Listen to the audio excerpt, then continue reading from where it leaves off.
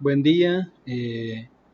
Hoy nos toca hablar acerca de lo que es la nueva agenda urbana, mejor conocida como NOW, ¿verdad? En el marco del taller urbanístico. Y también vamos a hablar un poco acerca de lo que fue el Plan de Acción Nacional presentado por El Salvador en la Conferencia Mundial Hábitat 3 en la ciudad de Quito, Ecuador, en el año 2016. Pero antes de entrar de lleno con lo que es la nueva agenda urbana, es importante contextualizar algunos elementos generales para que tengamos una idea un poco más clara sobre la importancia de esta herramienta. Y justamente pues también hablar un poco acerca de la importancia de la planeación urbana en ese contexto del crecimiento global de las ciudades.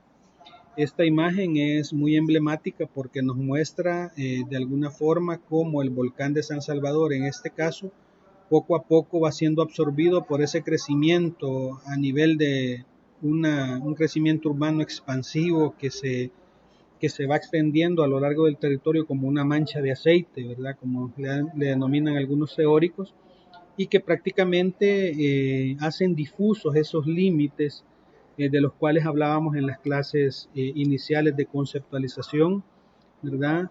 Y que básicamente van absorbiendo ese territorio y generando no solamente vulnerabilidad en términos de la cercanía con este volcán, sino también destruyendo el tema de los recursos naturales, la flora, la fauna, y provocando pues otro tipo de efectos o que aceleran básicamente, por ejemplo, el tema del cambio climático, ¿verdad? El tema de las inundaciones por la gran cantidad de territorio que prácticamente se impermeabiliza. Eh, en cuanto a los antecedentes en ese contexto global, es importante partir de algunos enunciados que justamente dan la pauta para discutir todo ese tema de los objetivos de desarrollo sostenible y la misma nueva agenda urbana, que es la Carta Mundial por el Derecho a la Ciudad y que establece una serie de acuerdos, por decirlo de alguna forma, o de lineamientos que las ciudades y los territorios deberían considerar de cara a construir un desarrollo sostenible en esos territorios, valga la redundancia. Esta es una imagen de la NASA tomada en el año 2000 que de alguna forma nos deja ver cómo ese crecimiento urbano expansivo poco a poco pues va permeando en todos los territorios. Justamente también la ONU señala que una de las ciudades que crece a un ritmo sumamente acelerado es América Latina, ¿verdad? Y por supuesto también parte de Centroamérica, que quizás en un menor porcentaje que el cono sur, pero que va teniendo unas implicancias grandes por el mismo tamaño del territorio que es bastante reducido. Según las estimaciones, ya en la región latinoamericana el 75% de la población vive en centros urbanos y se estima que para el 2025 esa cifra se incremente en un 10%, o sea, llegando a un 85%. Otro indicador interesante es que estas ciudades, a pesar que únicamente ocupan un 2% del territorio global, tienen una serie de implicaciones, ¿verdad? Si lo vemos desde la perspectiva económica, pues en las ciudades, en ese 2% del territorio, se genera el 70% del Producto Interno Bruto, ¿verdad? Que en términos económicos, pues es sumamente, digamos, importante eh, tenerlo en mente. Pero también se dan afectaciones que no son tan positivas. Por ejemplo, se genera el 60% del consumo mundial de energía, se produce el 70% de los gases de efecto invernadero y el 70% de los residuos globales. Entonces es un escenario que prácticamente si no se aborda de la manera adecuada, pues nos lleva hacia un modelo de desarrollo insostenible y con graves afectaciones en los próximos años.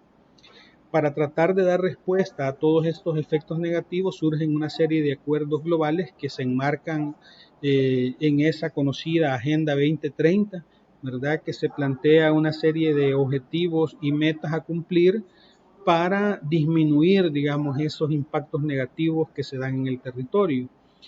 También surgen a partir de esas discusiones los acuerdos mundiales, ¿verdad? Suscritos básicamente por todos los países miembros de la ONU.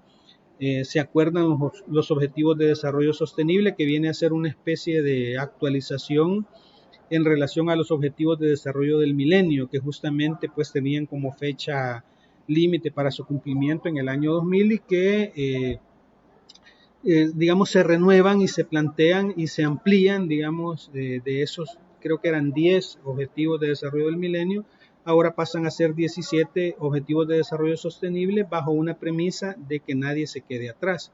Y para complementar, digamos, esos esfuerzos de esos objetivos de desarrollo sostenible en diferentes sectores, surgen otra serie de discusiones en la parte ambiental, por ejemplo, las famosas COP, ¿verdad? La COP de París, la COP 21 de París fue una de las que llamó mucho la atención por los acuerdos que se toman, pero estas se van renovando año con año. En el 2016 se suscribe en el marco de, como mencionaba, de la Cumbre Mundial de Hábitat 3, la nueva agenda urbana, y que esta a su vez básicamente se deriva del objetivo 11 de los Objetivos de Desarrollo Sostenible, que habla de ciudades y comunidades sostenibles.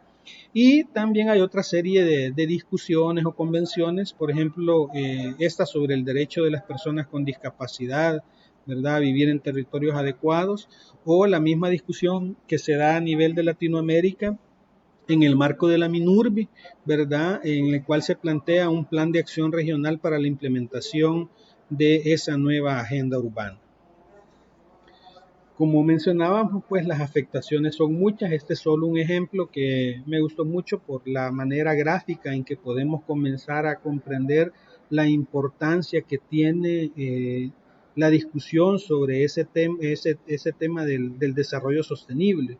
En la imagen, pues ustedes pueden ver cómo se vería un día de emisiones en la ciudad de Nueva York, ¿verdad? Y que prácticamente se producen a partir del consumo energético que se da en los edificios, a todo el tema del transporte, ¿verdad?, privado principalmente, que se da en los territorios y que van teniendo afectaciones directas en las ciudades y, por qué no decirlo, pues a nivel global. América Latina, según la ONU, es una de las regiones que crece de manera muy rápida en cuanto a la urbanización. Según un estudio que desarrolló el BID, para el año 2050 Centroamérica tendrá 25 millones de habitantes más, ¿verdad? Y la Carta Mundial por el Derecho a la Ciudad, que también es un articulado en el que se enumeran los derechos humanos fundamentales que las urbes deberían reconocer, proteger y realizar, junto con una serie de compromisos municipales. Entonces vemos cómo se van configurando una serie de elementos. Acá tenemos los datos, ¿verdad?, de América Latina y cómo va creciendo en términos de población. Acá, si se fijan, hay un error también en el mapa porque la parte de Centroamérica la ponen junto con la parte de Norteamérica, ¿verdad? Cuando deberíamos, pues, básicamente tener un apartado distinto porque tenemos un territorio que es sumamente reducido comparado con todo lo que tenemos tanto en el norte como en el sur, pero que de alguna forma nos van ayudando digamos, a comprender la importancia que tiene. Este es un gráfico de las densidades poblacionales desde el año 1950 hasta el año 2000 y podemos ir viendo cómo ese fenómeno no es algo nuevo, no es algo que se haya descubierto pues en esa discusión de la nueva agenda urbana, sino que son indicadores que de alguna forma ya nos venían mostrando ese comportamiento a nivel de la región suramericana. Estos son otros gráficos muy interesantes porque nos muestra básicamente cómo a nivel de América Latina y el Caribe hay un proceso evolutivo en cuanto a la tasa de urbanización. Acá podemos ver la línea de Centroamérica, que es la última que tenemos acá, y que básicamente tiene un comportamiento creciente, ¿verdad? Todavía no muestra elementos de disminución, como lo es el caso de alguna forma en Brasil, que tuvo un despunte y que poco a poco la curva va bajando, ¿verdad? Así como también tenemos la media de América Latina, ¿verdad? Que en términos generales, a pesar de que existe, digamos, un parteaguas en cuanto a ese crecimiento bien acelerado, pero todavía se mantiene una tendencia creciente. Entonces, las proyecciones de alguna forma nos muestran que no estamos ajenos a esos procesos de crecimiento urbano que generalmente son monocefálicos, ¿verdad? Y que en el caso de San Salvador, pues básicamente tenemos, de El Salvador, perdón, tenemos un escenario de crecimiento sumamente acelerado en el área metropolitana de San Salvador principalmente.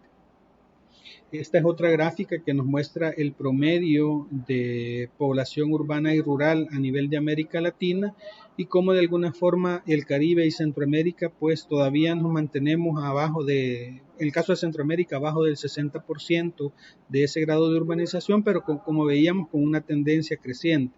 Entonces, pero esto básicamente representa también una oportunidad porque de alguna forma nos da tiempo de poder reaccionar y poder ejecutar acciones para contrarrestar esas tendencias negativas de ese acelerado crecimiento urbano en las ciudades. ¿Cuáles son los temas persistentes y los principales retos urbanos que produce ese incremento de población urbana? Pues acá hay enumerados 8, ¿verdad?, que se han discutido en el marco de esos contextos globales. El primero, pues, es el evidente, ¿verdad? El crecimiento urbano, como veíamos en la fotografía inicial. Otro elemento importante son los cambios de patrones de familia, ¿verdad? En el caso de El Salvador ya vamos teniendo, digamos, un comportamiento distinto en relación a los años 70 y 80, en el cual teníamos un promedio de 5 personas por familia y que poco a poco esa pirámide pues se va, digamos, se va haciendo menos ancha y se va disminuyendo con esos patrones que se van generando. También hay una mayor residencia en barrios marginales y asentamientos irregulares justamente por ese crecimiento acelerado de población y la poca disponibilidad de vivienda de interés social a las cuales personas que no tienen, por ejemplo, un empleo no pueden acceder a esa vivienda formal que se da en el mercado. Otro es el tema de proveer esos servicios urbanos que son necesarios y que justamente coinciden con el tema de asentamientos irregulares o asentamientos precarios, que prácticamente son zonas o barrios, digamos, que están muchas veces dentro de zonas urbanas, pero que viven en condiciones de ruralidad porque no pueden tener el mismo acceso al alcantarillado, al agua potable, por ejemplo. Los efectos del cambio climático es otra cuestión que se tiene que analizar. La exclusión y la desigualdad creciente que existe es principalmente con la segregación del territorio, los temas de inseguridad, ¿verdad? No solo a nivel físico, sino también a nivel social. Y también el recrudecimiento de esa migración, ¿verdad? Aunque con el escenario actual del COVID ha disminuido un poco la estadística, pero es temporal, obviamente por las razones evidentes de la pandemia, pero que es una estadística que de igual forma sigue proyectándose y que va a seguir creciendo en los próximos años. Entonces, para ello, pues, ya entrando bajo ese contexto, vamos a hablar acerca de lo que son los objetivos de desarrollo sostenible y la nueva agenda urbana.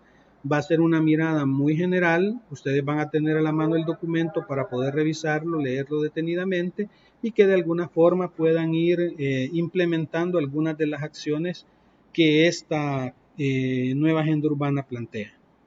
Así es que vamos a ver eso en la segunda parte de este video.